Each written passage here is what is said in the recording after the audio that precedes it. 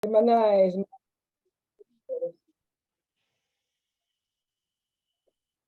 Vamos a iniciar nuestra clase de hoy, martes 23 de mayo. Hemos estado revisando, viendo con cierto detenimiento nuestro libro Discernimiento Moral, una introducción a la ética cristiana. Hemos estado en el capítulo del 1 al número 5, del 1 al número 5. Y bueno, pues vamos a iniciar la clase de esta tarde. Déjenme nada más.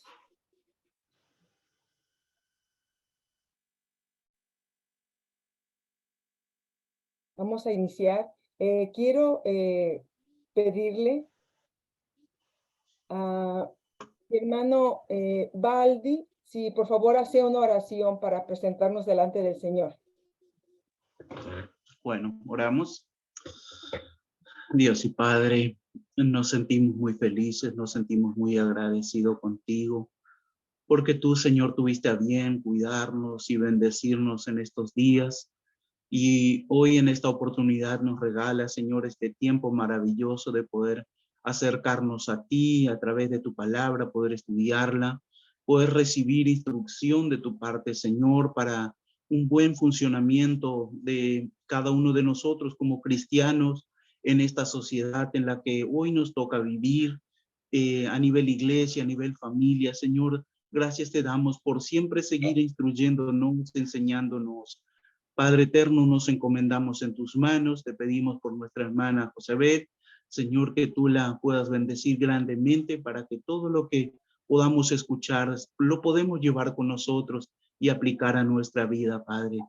Te pedimos esto en el nombre bendito de Jesús. Amén. Amén. Amén. Así sea. Muchas gracias. Muchas gracias, hermano pastor. Bueno, pues la semana pasada estuvimos en el capítulo 5, hablando de la ética teológica. Y estuvimos analizando que Dios es la fuente de la ética. Y el concepto que nosotros tenemos acerca de Dios y de su voluntad determina en gran parte nuestra forma de ser, nuestra forma de pensar, nuestra forma de conducirnos. ¿Qué es lo que creemos de Dios? Eso es lo que nos da una pauta en nuestro comportamiento moral. El tipo de Dios que concebimos, si es un Dios severo, castigador, si es un Dios lleno de gracia y de amor. Entonces, lo que nosotros mantengamos como el criterio de lo que es Dios, también eso determina nuestro comportamiento moral. Vimos también que la ética teológica sigue el modelo indicativo, imperativo. Indicativo es lo que se refiere a lo que debe ser, lo que marca el Señor, es la acción de Dios, esa acción de Dios, y el imperativo es la actividad humana. Si el indicativo es lo que debe ser, el imperativo es lo que es nuestra realidad. Lo que nosotros hacemos aquí acerca, es la acción de lo que Dios está indicando. Hablamos también de la ética teológica y de la ética bíblica, que no son lo mismo. La ética bíblica es la que nos presentan los autores bíblicos de acuerdo a la época, de acuerdo a las circunstancias. Imagínense el tipo de conducta, de comportamiento que vivió Abraham cuando recibió el llamado de Dios, el tipo de comportamiento que tuvo, por ejemplo, Moisés en Egipto, cuando también recibe el llamado de Dios para liberar al pueblo. Ya en la tierra prometida, el tipo de comportamiento que tuvo Josué, o ya en la época de los jueces, de los reyes, el rey David, Salomón, el tipo de comportamiento que tenía. En la época de los profetas también. Los apóstoles, la iglesia primitiva. Entonces, en la Biblia hay material bíblico de diversos autores como los que mencionamos del Antiguo Testamento, en el Nuevo Testamento Pablo, Juan, toda esa ética que nos presentan los autores de acuerdo a las circunstancias, de acuerdo a la realidad que vivieron. Y la ética teológica es mucho más amplia, porque enfoca un quehacer ético que es para para todos los tiempos. Esta ética teológica trata de discernir la voluntad de Dios en la realidad. Y también, bueno, en la realidad que estamos viviendo ahora, esta realidad contemporánea. La Biblia enseña nuestros valores fundamentales. Algunas partes de la Biblia hay que reconocerlas que tuvieron su validez, su vigencia en la circunstancia, en el tiempo donde se escribieron y tuvieron su aplicación en la época, en ese tiempo para el cual se estuvo realizando, por ejemplo, la esclavitud. La Biblia es la memoria primaria de la revelación de la voluntad de Dios. Entonces, la Biblia nos muestra esos valores fundantes y la Biblia contiene esos principios orientadores que guían al ser humano. Nos ayudan a discernir la voluntad de Dios. La ayudó en el tiempo antiguo, en el tiempo de la iglesia primitiva, y nos ayuda a discernir la voluntad de Dios en nuestro tiempo también.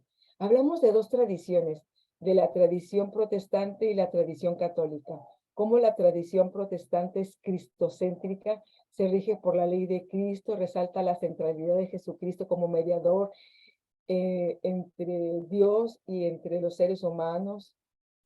Hablamos que solamente por la gracia nos salvamos y por la gracia respondemos al llamado de Dios y a nuestra responsabilidad como creyentes. Eso es en la tradición protestante, que es cristocéntrica.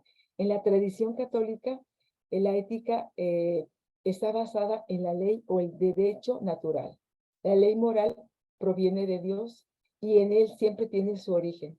Esta ley natural es la que se deriva de la sabiduría divina, es esa ley moral que está dentro del ser humano.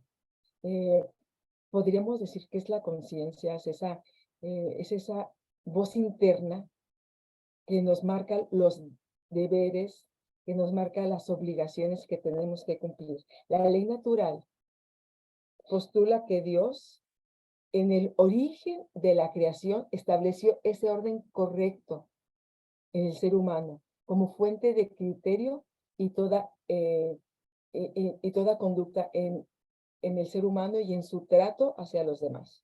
Bueno, eso es lo que vimos un poco la semana pasada. Vamos ahora a pasar al capítulo 6. Capítulo 6. Si el 5 fue la ética teológica, vamos ahora a ver en el capítulo 6 pautas teológicas de la ética. ¿Cuáles son esos referentes teológicos que tiene la ética para establecerse, para presentarse como una disciplina? ¿Cuáles son esas pautas teológicas que tiene la ética? Bueno, en este capítulo 6 vamos a manejar algunas bases teológicas para la ética cristiana y vamos a reflexionar también en el significado teológico de la convivencia humana. Vamos a adentrarnos un poquito en esta expresión, la convivencia humana y el circuito natural de toda la vida. Ética y comunidad siempre están unidas, siempre están unidas. El fin de semana estuve, bueno, ¿se acuerdan que la semana pasada estaba transmitiendo desde la casa de mi mamá que está en Texas y luego el fin de semana fuimos a la frontera entre México y Estados Unidos, específicamente al área que se llama McAllen y Reynosa. Reynosa es la parte de México. y estaba viendo cómo es una comunidad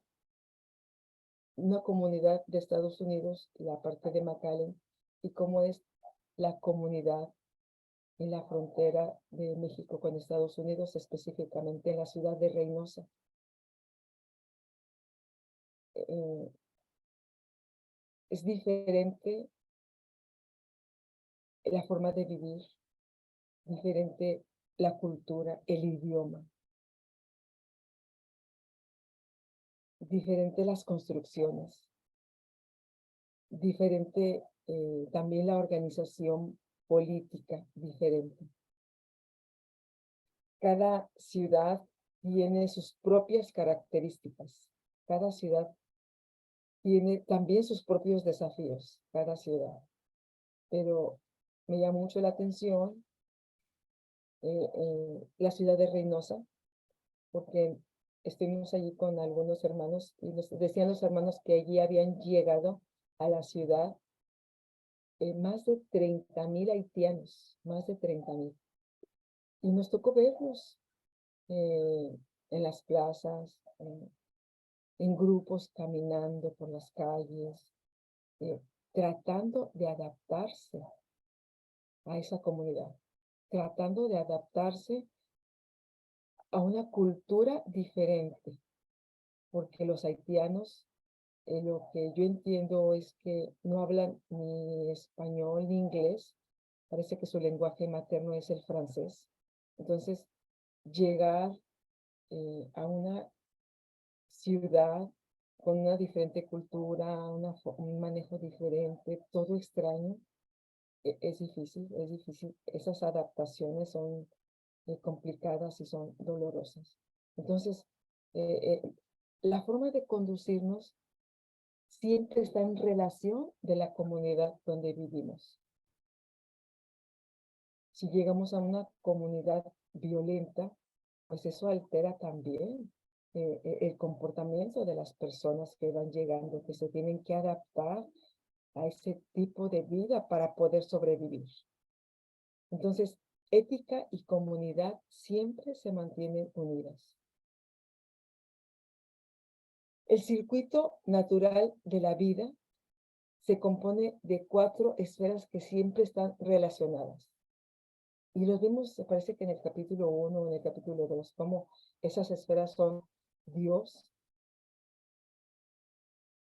yo como persona, hombre, mujer, la sociedad donde vivo, las otras personas y la naturaleza, la naturaleza. Entonces es Dios, mi persona, las otras personas, el prójimo y la naturaleza.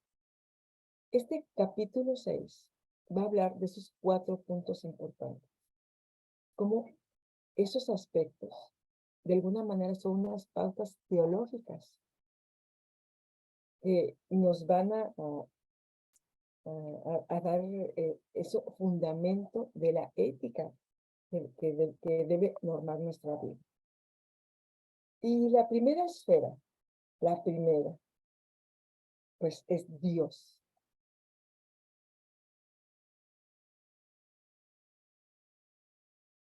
En este mundo no todos cabemos, definitivamente.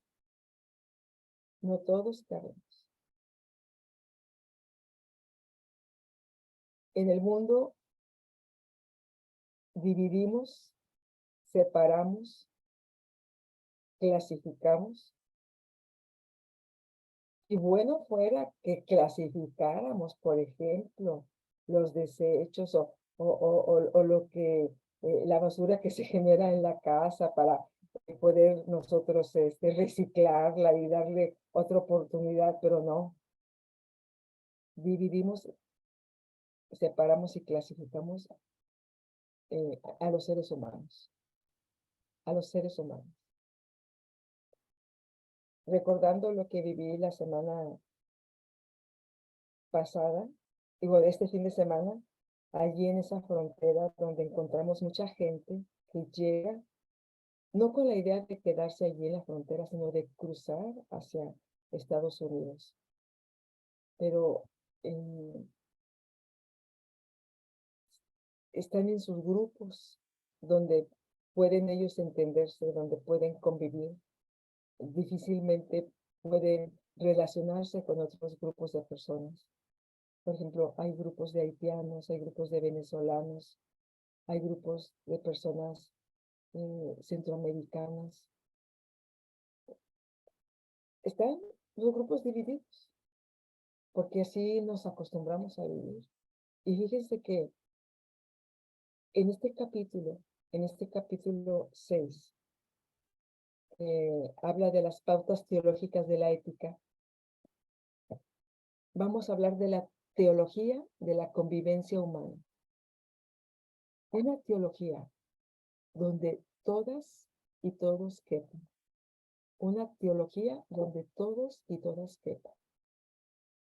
La palabra teología procede de la palabra theos, que es Dios en griego.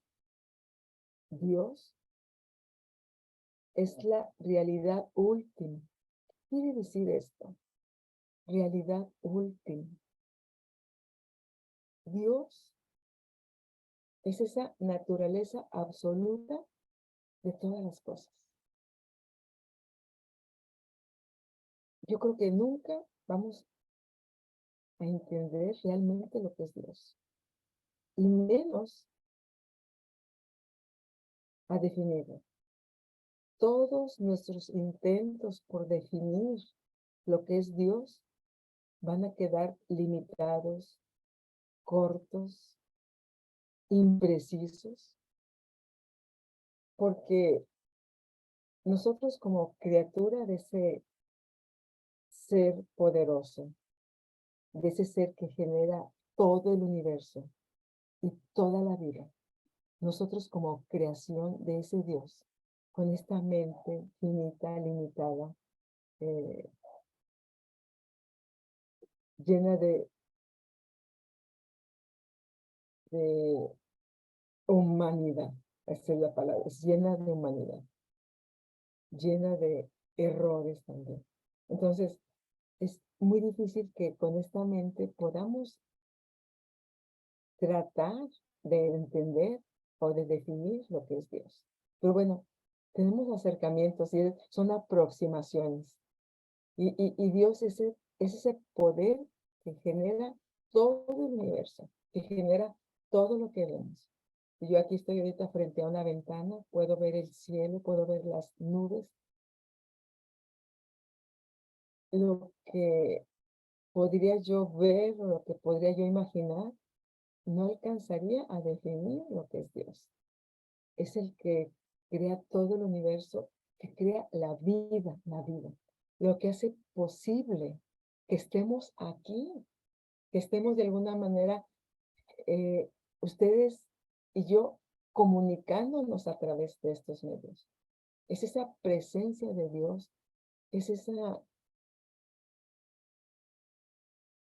pues, esa esencia que Dios pone en el universo, que Dios a través de su presencia nos hace que podamos relacionarnos, que nos relacionemos, que podamos de alguna manera comunicarnos, y que es lo que nos permite esa presencia de Dios, esa convivencia que Él permite, es lo que nos ayuda a vivir en comunidad. Dios como esa realidad última, porque a donde vayamos, lo vamos a encontrar. Empieza con esta realidad nuestra, con esto que podemos tocar, este cuerpo, con esta realidad que vemos. Yo estoy aquí en un cuarto viendo hacia una calle que está enfrente. Esa es mi realidad primera. Pero Dios es nuestra realidad última. Y Él posibilita la relación y la vida en comunidad. Dios es el fundamento y el fin de todo lo que vemos y de todo lo que somos. Entonces, Si Dios es nuestra realidad última, nos debe interesar mucho lo que Dios hace. Cómo se comporta, cómo actúa. Y lo vimos en las clases pasadas, cómo a través de la palabra de Dios, podemos tener esos acercamientos, esas aproximaciones de lo que Dios es, de lo que Dios hace, cómo actúa Dios. A nosotros nos interesa saber mucho cómo es Dios y qué hace, porque esto nos da la pauta para lo que nosotros debemos hacer. La acción de Dios es el indicativo, el deber ser lo que debemos ser. La acción de Dios es el indicativo de nuestra conducta.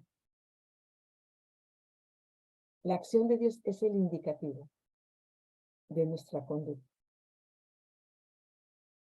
Dios es el Dios de la vida. Cuando abrimos la palabra de Dios y vemos en los primeros capítulos, en el primer libro, en Génesis 1, cuando dice, en el principio,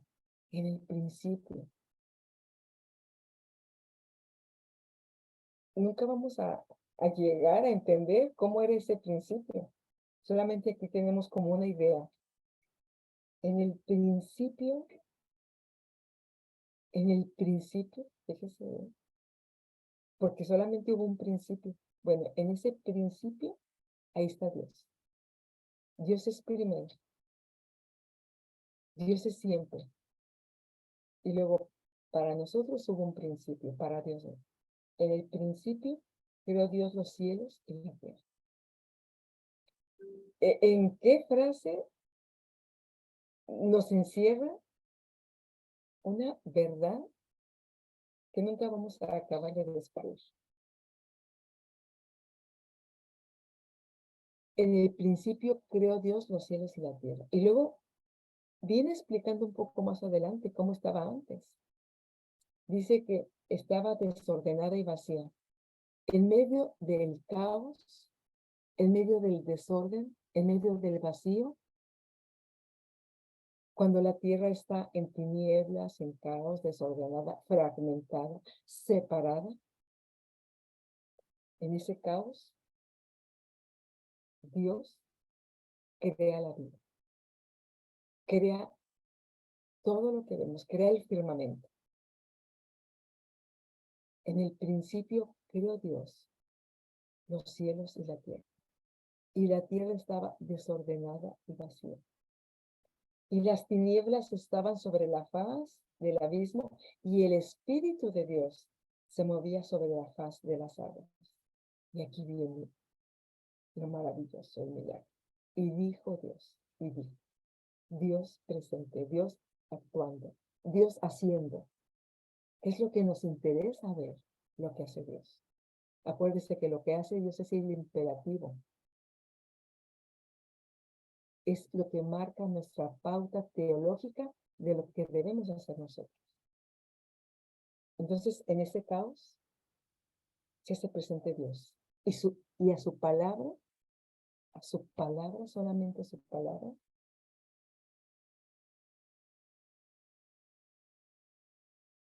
llega la luz. Y la luz es buena, porque es Dios. Y empieza esa creación. Y empieza esa formación de todo lo que vemos, de todo lo que existe, de lo que podemos ver, de lo que podemos percibir. Entonces, es el Dios de la vida. Génesis 1 nos muestra cómo en medio del caos, en medio del vacío de las tinieblas, Dios crea la vida. Para los escritores bíblicos y justicia son lo mismo. Creación y justicia son lo mismo. Porque antes de la creación, En la no creación está el caos, está el desorden, está el vacío y está la injusticia. El desorden, el caos, la oscuridad representa ese mal, esa ausencia de justicia. Entonces, la acción creadora de Dios establece la justicia. La acción creadora de Dios establece la justicia, la rectitud, el bienestar. Ese ambiente propicio para que la humanidad pueda interrelacionarse, para que haya esa convivencia humana bajo el dominio de Dios.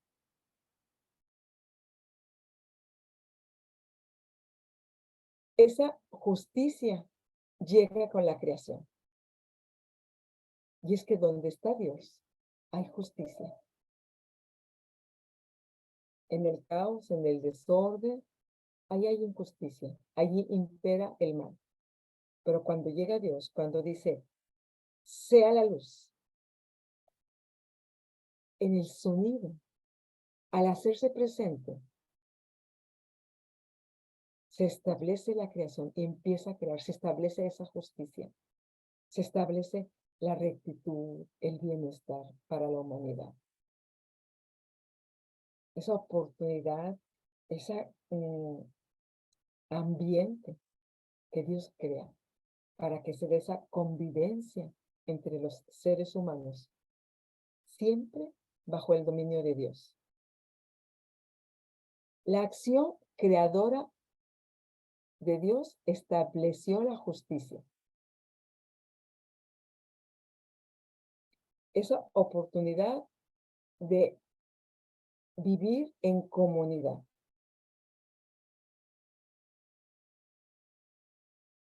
Dios crea comunidad. Dios crea comunidad y establece la justicia. Estamos hablando, hermanas, hermanos, de las pautas teológicas que tiene la ética.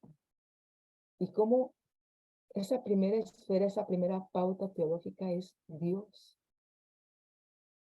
Dios, en esa teología de la convivencia humana, donde Él quiere que todos y todas sepan. Entonces Dios crea esa comunidad, su presencia, crea esa justicia. Y entonces en esa justicia puede haber buenas relaciones entre los seres humanos. Dios busca la justicia a través de esa comunidad. Y mire, y lo menciona el autor, y nos capacita para luchar por esa justicia. Nos capacita para luchar por ella. Esta comunidad que Dios crea,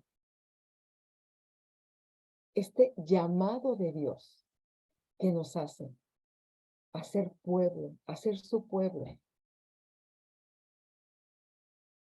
Dios nos impulsa hacia esa convivencia organizada, a ser un pueblo que tenga como base la justicia, bajo ese dominio de Dios. Y sí se puede. Dios crea esa comunidad, establece esa convivencia y establece la justicia y nos capacita para aprender a vivir y para luchar por esa justicia. Nos llama a vivir en la justicia y a actuar así con justicia en nuestra realidad.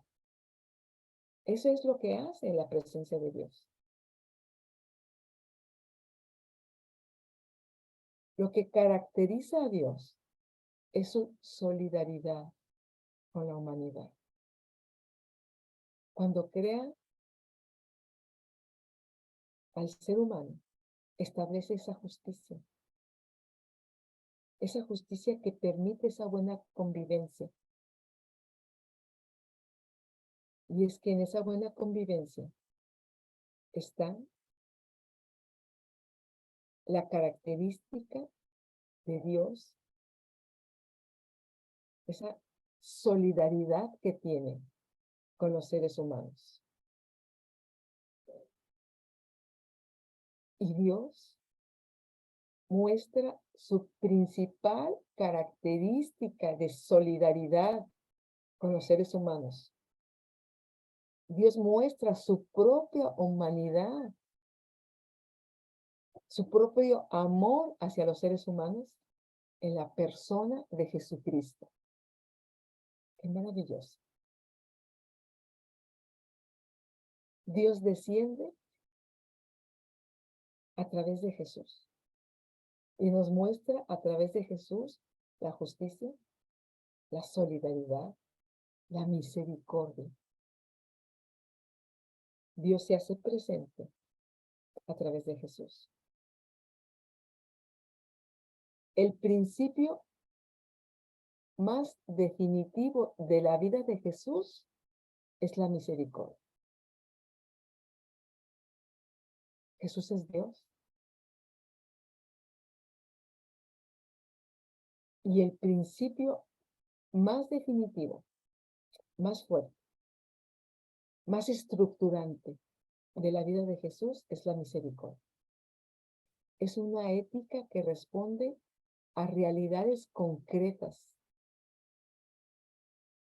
No es una ética alejada de la realidad. Tampoco es una ética del siglo pasado o de los primeros siglos. Es una ética que responde a una realidad concreta. Y me llamó mucho la frase que utiliza el autor en esta parte, donde dice que pone a la persona necesitada en el centro.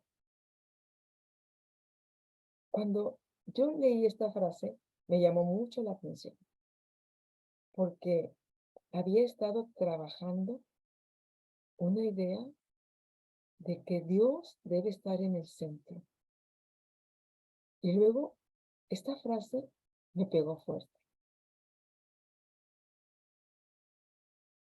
El principio más estructurante de la vida de Jesús es la misericordia.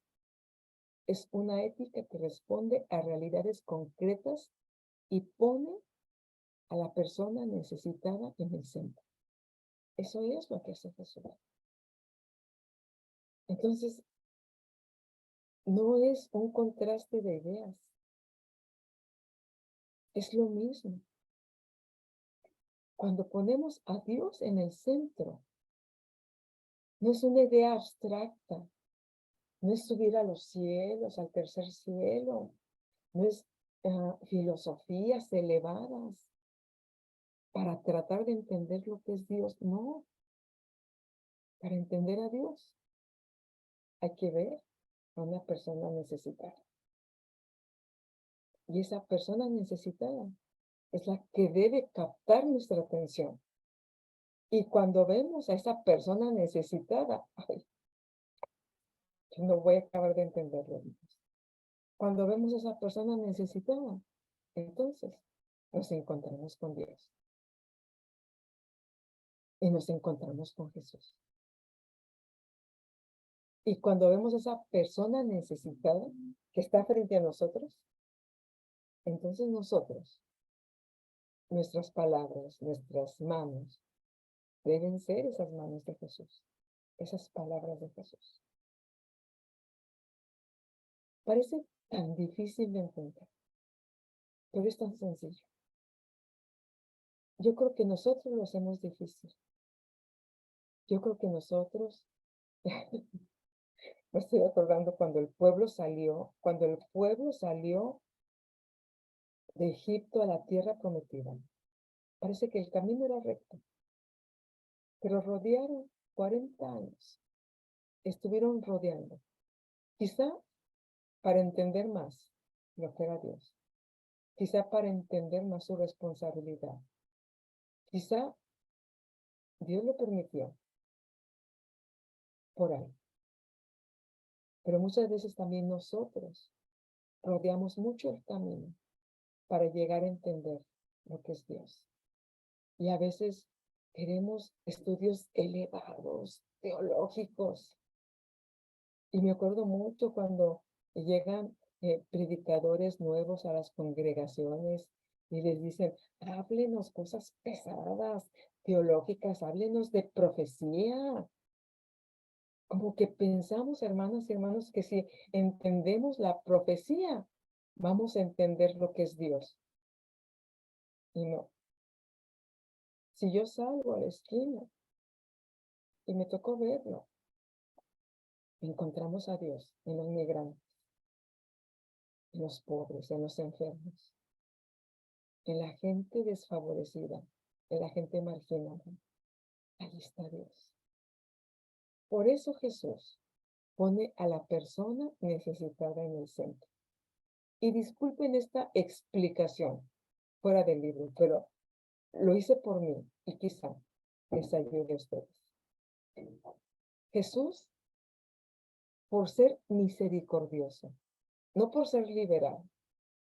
Jesús es clasificado, marginado, rechazado por la élite religiosa de su tiempo, de ese primer siglo, y es etiquetado como una persona liberal. No, es un comilón Jesús. Lo vimos cuando hicimos la reflexión de cuando Simón está en la casa de, cuando Jesús está en la casa de Simón el fariseo, cuando ve que esa mujer está tocando a Jesús y, oye, el fariseo dice, oh, no, ni es hijo de Dios, no, no, no. O sea, lo está etiquetando como ni siquiera, como un ignorante. Y también otros fariseos lo catalogaban como liberal. Oh, no, es un liberal. Come con los publicanos, come con los pecadores. Para muchos Jesús era un liberal. Pero la característica principal de Jesús no era que era un liberal, sino que era una persona misericordiosa. Jesús antepone la misericordia con esa mujer que fue a tocar, a llorar allí y que fue a ungir sus pies. Jesús antepone la misericordia en la curación del hombre de la mano seca en el día sábado. Y hoy vamos a tener una reflexión al final. Y él tiene un argumento que es irrefutable. Dice, ¿es lícito hacer en sábado el bien en lugar del mal? ¿Es lícito salvar una vida en vez de perderla? Jesús es etiquetado como un liberal, pero más bien Jesús está actuando con misericordia. Está estableciendo esa justicia de Dios en una humanidad caída, injusta, completamente injusta. Jesús es el principio mismo de la comunidad. En su vida, en su enseñanza, se ven la solidaridad y el compromiso que Jesús tiene. El Espíritu Santo es una guía que orienta la solidaridad y unidad con las personas. Y también, de alguna manera, nos guía a toda verdad, a toda justicia, con la naturaleza. Por ejemplo, en la iglesia primitiva, en el derramamiento del Espíritu Santo. ¡Qué maravilloso! Ese poder que hizo que personas de diferente cultura, de diferente forma de ser, se entendieran y vivieran esa experiencia, esa presencia de Dios en sus vidas. Y con esa presencia de Dios brota la justicia, brota la solidaridad, brota la unidad. Y vemos cómo esa iglesia primitiva se compartían los bienes, comían juntos, vivían en comunión. Y el Señor añadía cada día más miembros a esa comunidad de fe. Qué hermoso, esa convivencia, esa plenitud de Dios. ¿Cómo podría definir esa plenitud de Dios en esa iglesia del primer siglo? Esa plenitud de Dios, ese poder del Espíritu Santo trabajando hombres y mujeres. Andar según el Espíritu es crear comunidad. Andar según el Espíritu es crear comunidad. ¿Cómo es la comunidad donde vivimos nosotros ahora? ¿Y cómo es nuestra comunidad de fe? ¿Está siendo guiada por ese poder de Dios, por ese Espíritu Santo? Porque recuerden, hermanas y hermanos, que estamos viviendo en un tiempo, en esta era tecnológica. Pero ¿cuál es esa pauta teológica de la ética que estamos viviendo? Estamos viviendo, hermanas y hermanos, aquí en México, tenemos la frase, la iglesia al impulso del Espíritu Santo.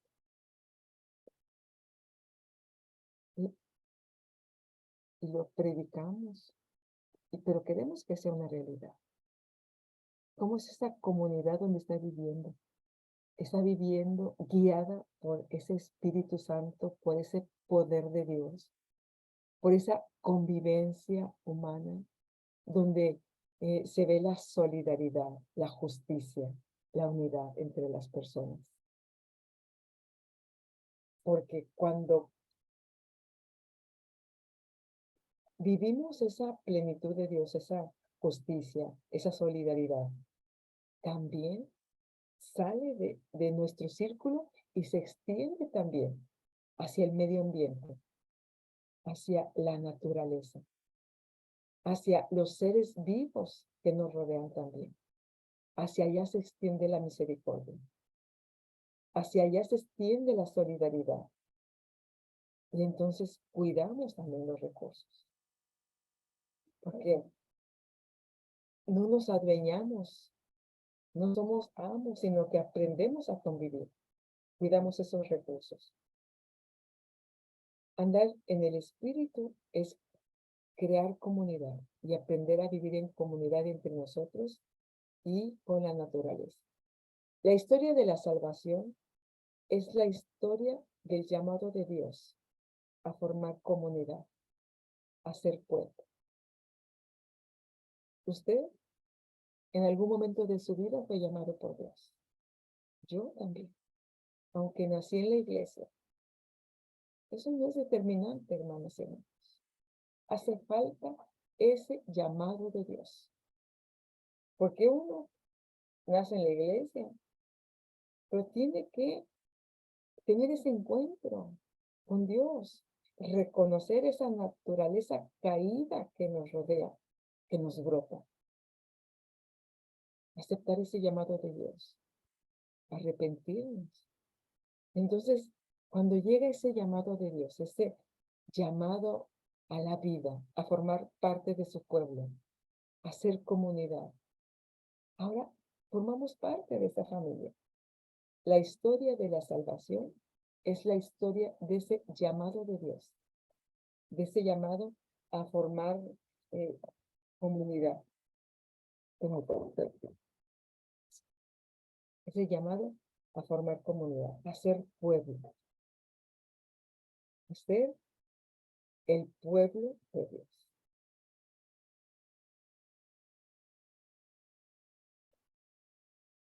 Donde se vive la justicia y se vive el bienestar.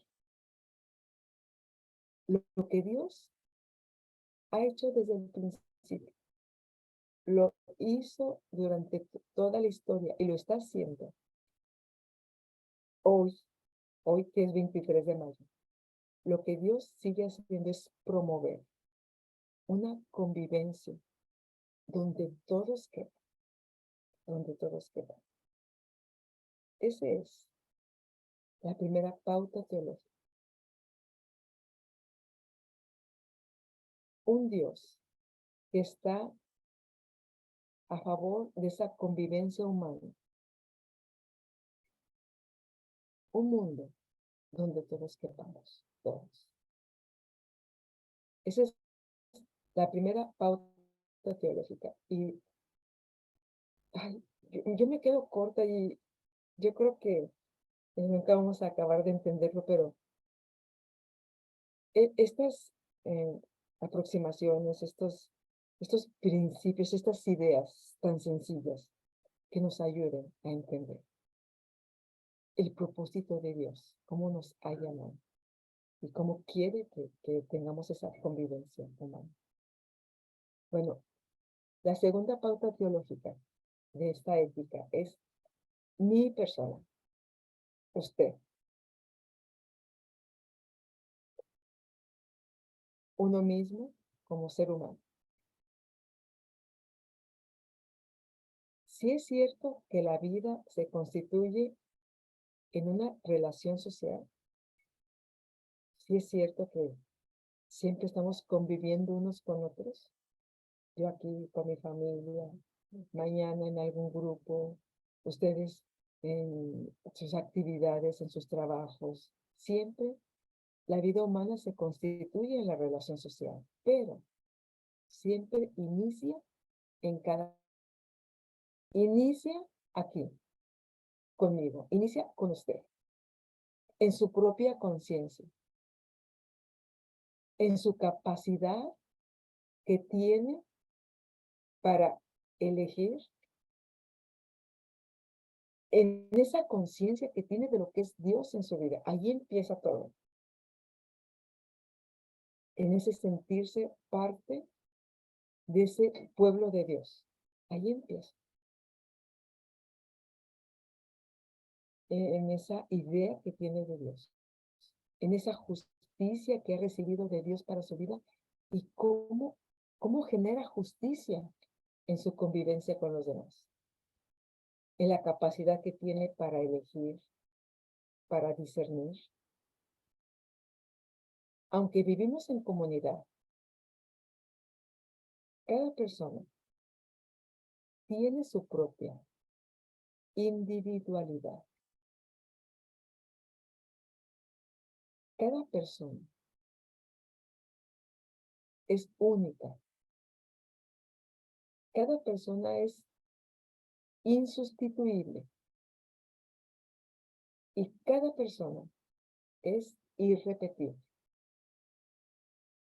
Aunque ya casi somos, o ya llegamos, parece que 8,000,000,000 de personas en el mundo, 8,000,000,000 de personas en el mundo, no hay otra persona igual a nosotros.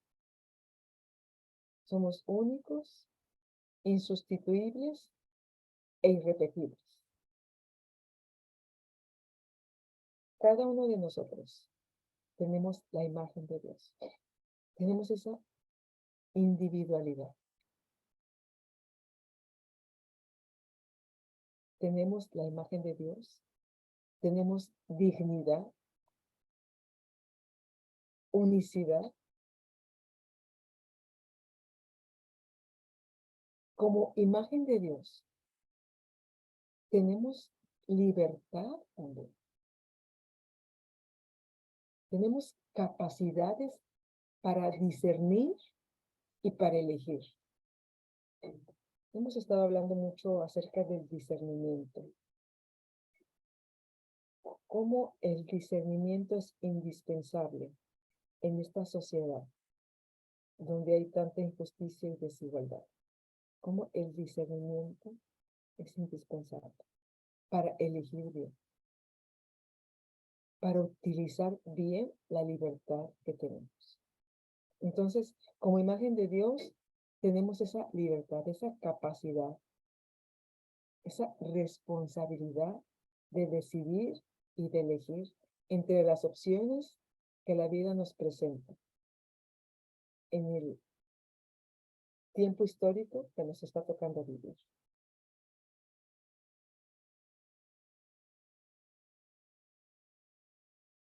¿Cuáles son las decisiones importantes que nos toca tomar en este tiempo? Quizá de profesión, quizá de familia, quizá alguna decisión económica, una decisión de fe también. ¿Cuáles son esas decisiones que estamos de alguna manera enfrentando en este tiempo en nuestra vida personal, o como familia, o como iglesia?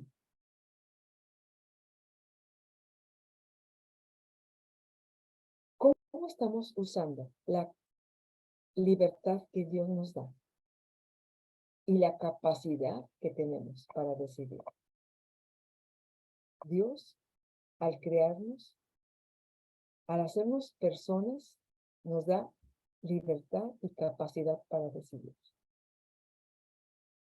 Dios mismo nos otorga una autonomía que Él mismo respeta.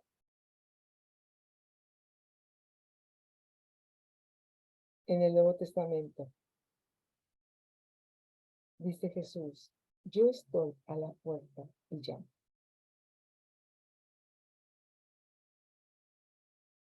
¿Cómo es Dios? Nos llama, sí, nos llama, pero no nos forza ni nos obliga. ¿Cómo estamos usando la capacidad que Dios nos da, la libertad que Dios nos da? ¿Cómo estamos respondiendo a ese llamado de Dios? Porque Dios nos otorga esa libertad, esa capacidad de elegir. Nos otorga también ese discernimiento para elegir bien. Él nos lo otorga. Dios nos da la oportunidad de responder a ese llamado de Dios, de relacionarnos con Dios. Nos da la capacidad también de relacionarnos con el ser humano. Recordemos, en un ambiente de justicia, donde también nosotros debemos procurar la justicia. Porque la justicia pues no se da en los árboles, se da en el trato que tenemos con las personas. ¿Qué tanto procuramos la justicia nosotros? Con el esposo, con la esposa, con los hijos, con los padres. ¿Qué tanto procuramos la justicia? Ahí empieza. Empieza cómo me porto yo, cómo respondo a Dios, cómo respondo a lo que Dios hace en mi vida. ¿Cómo me relaciono con Dios? ¿Cómo me relaciono con el otro? ¿Cómo me relaciono con el medio ambiente? Sin embargo, aquí vienen los peros. Sin embargo, en esa autonomía que Dios ha dado al ser humano, el ser humano eligió mal. Tergiversó la individualidad, eso de que somos únicos, insustituibles e irrepetibles, es una individualidad. Tergiversó la individualidad por individualismo. Y en vez de esa diferencia de ser de cada persona, en esa diferencia se fortaleciera la comunidad, que hubiera esa unidad en la diversidad, no. Esa individualidad la hizo individualismo y se encerró. Se encerró en sí mismo, negó su propia conciencia, rechazó la comunicación y el diálogo. El individualismo, hermanos y hermanos, niega la conciencia, rechaza la comunicación, rechaza el diálogo. O sea que el individualismo rechaza la convivencia. ¿Por qué rechaza la convivencia? ¿Ah? Porque el ser individualista se cree autosuficiente. Yo sé, yo puedo, yo tengo, yo soy. Yo.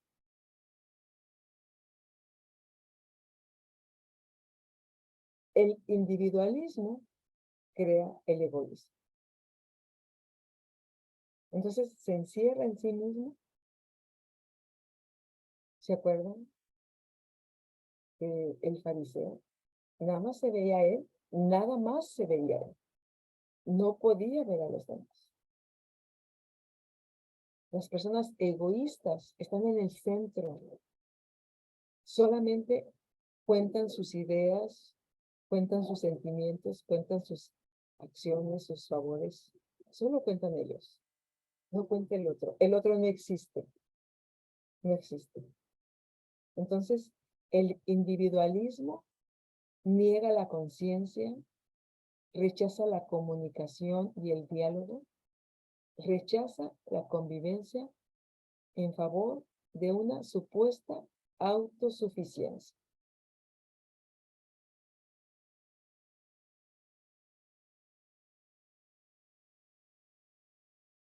La primera pauta teológica es Dios. Es Dios. Dios que se acerca a nosotros a través de Jesús y que se establece y que se acerca a nosotros a través de la misericordia, de la justicia, pero queriendo que nosotros también repliquemos esos modelos que Jesús nos da. Por eso hay que estar viendo cómo es Dios, cómo es Jesús, para copiar esos modelos en nosotros. Porque Dios pone en nosotros todos los elementos para poder ser justos, para poder ser misericordiosos. Podemos elegir ser ese tipo de personas.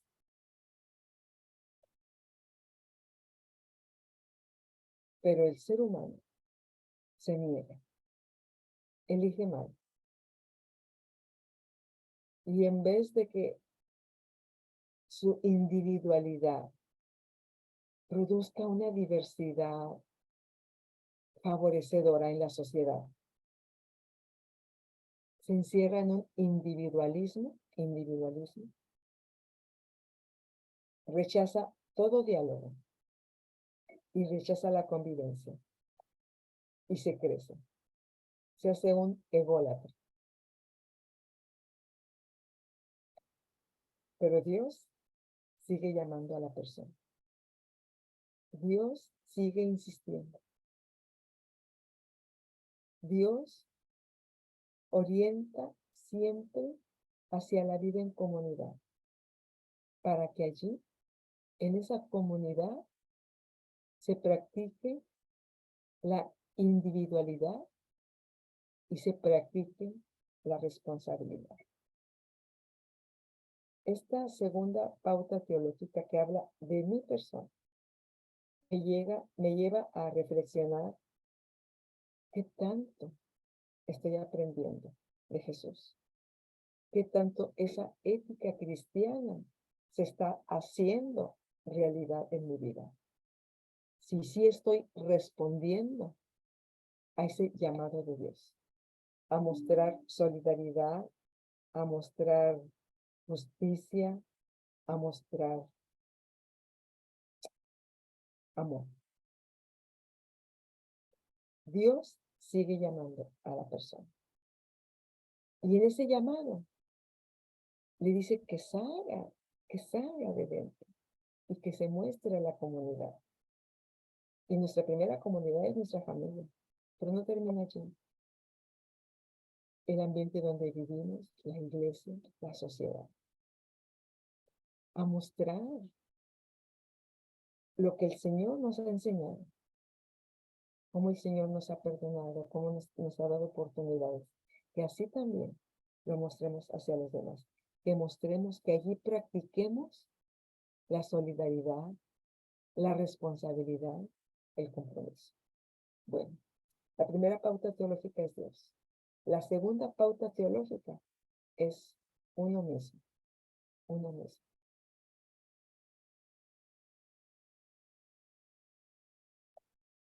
Y vamos a la tercera. Vamos a la tercera, vamos a hablar de la sociedad, las personas que nos rodean, el prójimo. La tercera esfera, hermanos y hermanos, es la sociedad. Bonhoeffer, que ya lo habíamos mencionado en otros de los temas, dice que la humanidad es un todo indivisible, no solo como persona, en su persona, en su ser individual o en su obra, sino que la humanidad es todo un conjunto. Así se debe concebir la humanidad, como ese conjunto, como esa sociedad de seres humanos, como un todo que no se puede dividir. La humanidad es un todo que no se puede dividir. Es cierto, empieza conmigo. Empieza conmigo, pero de mí debe brotar buenas acciones hacia los demás, como extender esos lazos, esas redes afectivas, esas redes efectivas que nos hacen hacer un tejido grueso, que la humanidad sea ese tejido grueso donde pueda existir esa convivencia humana. La sociedad es esa tercera esfera. El propósito de Dios se manifiesta como vida en comunidad. Ninguna persona existe separada de la sociedad. Ninguna persona existe separada de la sociedad. La koinonía, esa comunión, ese como uno, vivir como uno, esa es la koinonía. La koinonía es una clave teológica que ahora muestra otra clave, aparte de la koinonía, nos habla del pacto, de la alianza. La koinonía es una clave teológica que Dios nos da para vivir en comunidad, para aprender a entendernos unos a otros. Pero aparte de la koinonía, hay otra clave que Dios nos da, el pacto o la alianza. El pacto o la alianza. Nosotros tenemos un Dios que ha hecho un pacto con nosotros, que ha hecho una alianza. El pacto o la alianza es el fundamento. Ese pacto, hermanos y hermanos, tiene un carácter moral, tiene un carácter comunitario y tiene un carácter histórico. Ese pacto está dado en un grupo de personas, en una comunidad, en un grupo de personas con una historia, con una cultura, con una realidad. Allí está establecido ese pacto.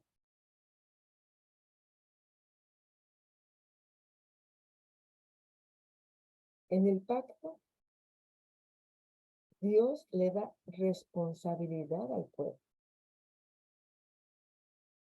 ¿Qué es lo que tiene que hacer? ¿Cómo se tiene que conducir para que se cumpla la justicia con la sociedad, con la comunidad? El pacto o alianza es ese fundamento. Tiene ese carácter cultural, ese carácter que va de acuerdo con las personas, con la sociedad que está, con el momento histórico que se está viviendo. Y en ese pacto, Dios le da responsabilidad al pueblo. Ese pacto es ese conjunto de normas, quizá, de principios que Dios le da al pueblo para que cumpla la justicia con las personas y especialmente, porque siempre va a haber, con las personas marginadas. El pacto, esa alianza, se hace evidente en ese pueblo que Dios establece, en ese pueblo al que Dios llama, en ese pueblo con el que Dios se comunica, donde el Señor quiere que esté presente en ese pueblo la coinonía, la comunión, la unidad, la solidaridad, la participación.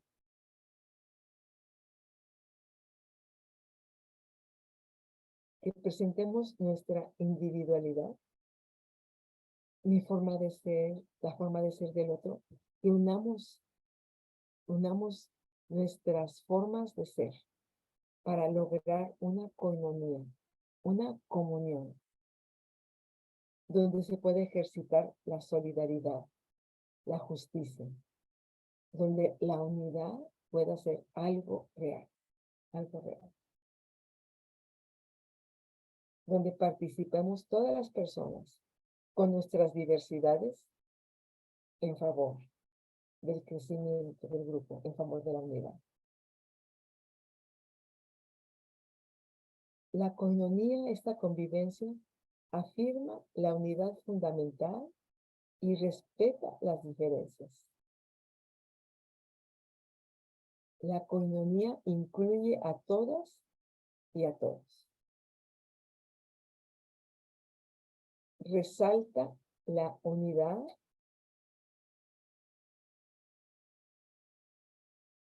afirma la diversidad del propio cuerpo, afirma la diversidad. En el cuerpo físico, no todos los miembros de un cuerpo físico hacen la misma función. No todos ven, no todos oyen, no todos caminan, no todos respiran. Cada miembro, cada parte del cuerpo ejecuta su función. Ahí está la diversidad. La importancia de una uña, la importancia de las cejas, del dedo pequeño de un pie, la importancia. La diversidad de tareas que tiene cada parte del cuerpo. Así es en el pueblo el que Dios llama. Así es en el pueblo, en la alianza que Dios establece con sus hijos. Así es. Esa unidad en esa diversidad de tareas y de miembros. Entonces, en este cuerpo, en esta coinonía, en este pacto que Dios establece, entonces no hay inmundos, no hay.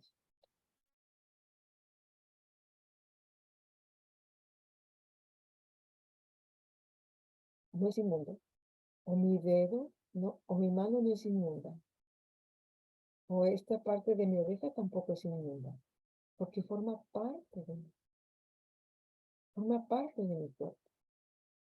Entonces, en el pueblo de Dios, en ese cuerpo al que Dios llama, donde Dios establece su pacto, su alianza, donde está la solidaridad, la justicia, en ese pueblo de Dios no hay inmundos.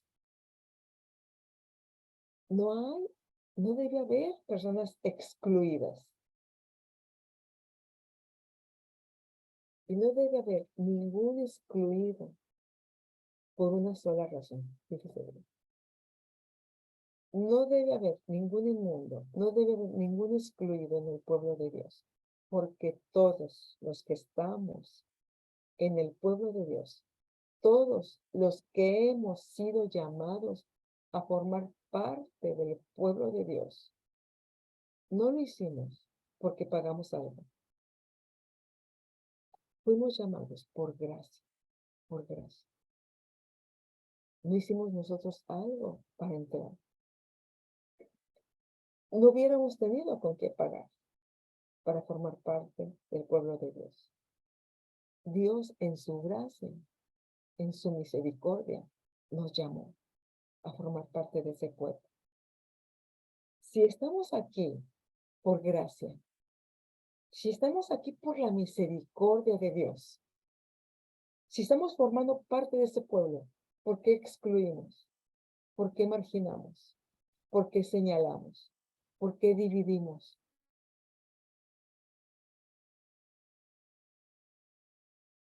Formar parte de este pueblo. Porque si Dios es el que está llamando y el que nos está llamando a todos por su gracia y por su amor. La coinonía resalta la unidad y afirma la diversidad del propio cuerpo. En un cuerpo donde no hay inmundos, donde no hay excluidos. ¿Por qué? Por gracia. Todos somos incluidos. Por gracia, todos somos incluidos. Pero nos gusta dividir, señalar, criticar, marginar, excluir.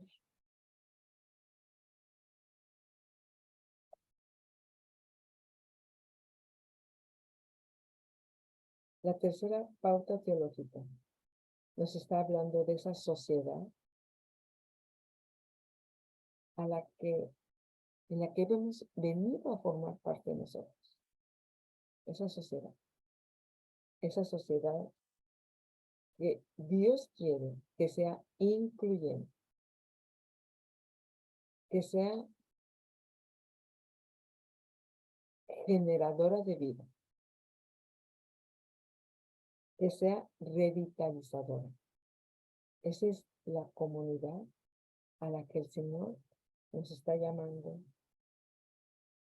para formar parte de ella. Una sociedad que asegure la diversidad y el respeto por la individualidad y que al mismo tiempo tenga como motor principal el amor, la solidaridad, la misericordia.